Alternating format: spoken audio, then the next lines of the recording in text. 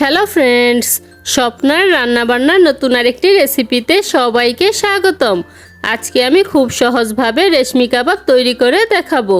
চলুন দেখে নেওয়া যাক আজকের এই রেশমি কাবাব তৈরি করার রেসিপি। রেশমি কাবাব তৈরি করার জন্য এখানে আমি হাফ কেজি মুরগির বুকের মাংস নিয়েছি। আর এই মাংসগুলোকে আমি কিউব করে কেটে ভালো করে ধুয়ে জলটা ঝরিয়ে নিয়েছি। তবে খেয়াল রাখতে হবে মাংসের গায়ে যাতে কোনো রকম জল না থাকে। এখন ম্যারিনেট করার জন্য এর মধ্যে দিয়ে দিচ্ছি 1 চা চামচ আদা বাটা, 1 চা চামচ রসুন বাটা, হাফ চা চামচ লবণ ও 2 চা চামচ লেবুর রস দিয়ে ভালো করে মেখে নিচ্ছি।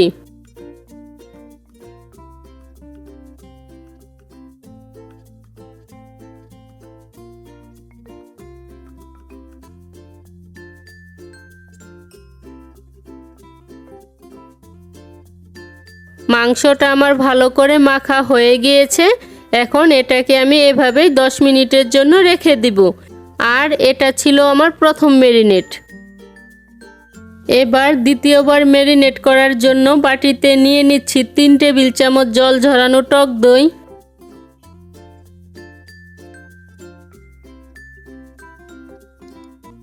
2 টেবিল চামচ ফ্রেশ ক্রিম,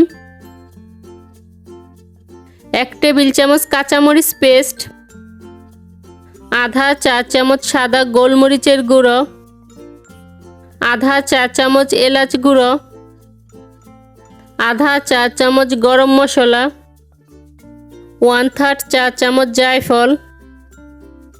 যেহেতু প্রথম ম্যারিনেটের সময় লবণ দিয়েছি, তাই এখানে দিয়ে দিচ্ছি সামান্য পরিমাণ লবণ। সবশেষে সামান্য পরিমাণ ধনেপাতা কুচি দিয়ে মশলাটাকে ভালো করে মিশিয়ে নিচ্ছি।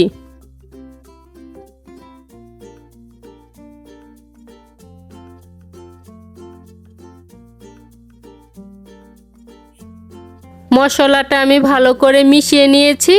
এবার এই মিশিয়ে নেওয়া মশলার সাথে ম্যারিনেট করা চিকেনটা দিয়ে আবারও ভালো করে মেখে নিচ্ছি।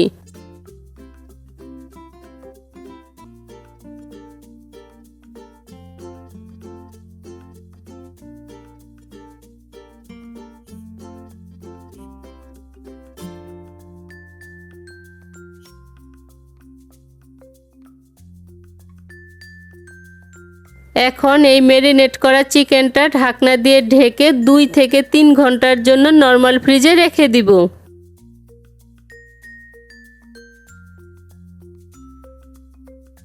3 ঘন্টা ফ্রিজে রাখার পর আবারও চিকেনটাকে ভালো করে মেখে নিচ্ছি।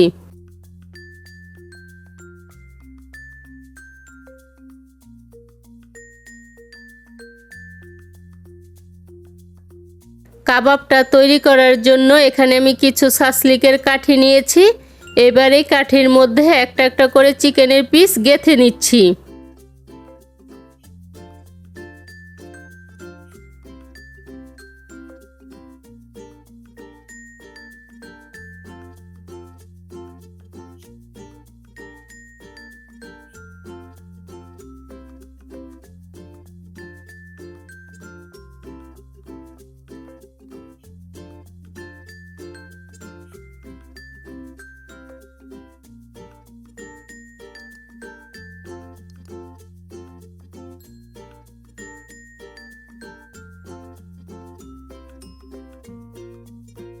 এক একটি কাঠির মধ্যে আমি 5টি করে চিকেনের পিস গেঁথে নিয়েছি।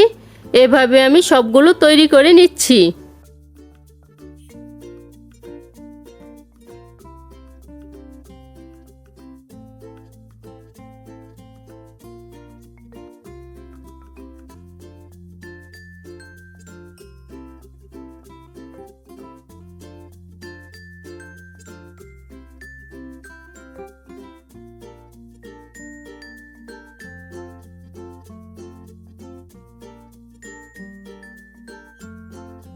এবার কাবাবগুলো ভাজার জন্য 1 টেবিল চামচ তেল ও 1 টেবিল চামচ মাখন একসাথে গরম করে নিচ্ছি।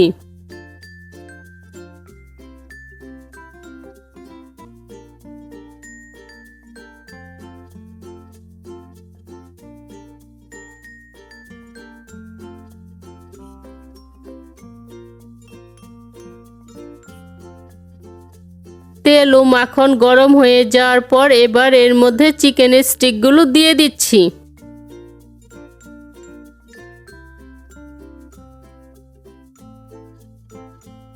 এবার হাই হিটে এক একটা পাশ আমি 2 মিনিট করে ভেজে নিব।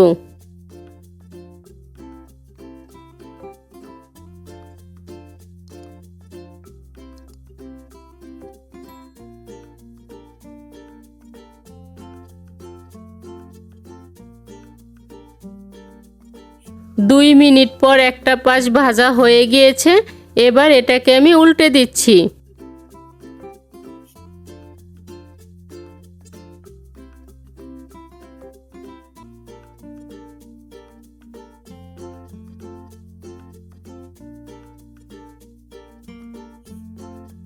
এখন আবারও এটাকে আমি 2 মিনিটের জন্য ভেজে নিব।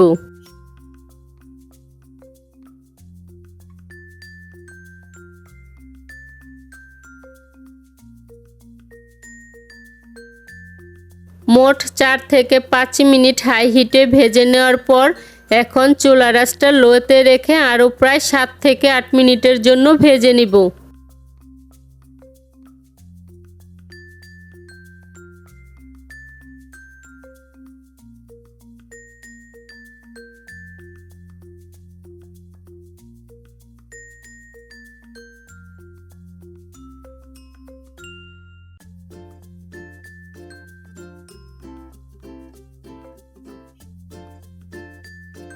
প্রায় 7 থেকে 8 মিনিট লো আঁচে ভেজে নেওয়ার পর চিকেনটা সিদ্ধ হয়ে লালচে হয়ে গিয়েছে। এখন নামিয়ে সসের সাথে পরিবেশন করে নিলেই তৈরি হয়ে যাবে মজাদার রেশমি কাবাব। আজকের এই সহজভাবে তৈরি মজাদার রেশমি কাবাবের রেসিপিটি যদি ভালো লেগে থাকে তাহলে স্বপ্নার রান্নাবান্না চ্যানেলটি সাবস্ক্রাইব করে পাশে থাকা বেল আইকনে প্রেস করতে ভুলবেন না। আজকের মতো এখানেই বিদায় নিচ্ছি। দেখা হচ্ছে পরবর্তী নতুন কোনো রেসিপিতে।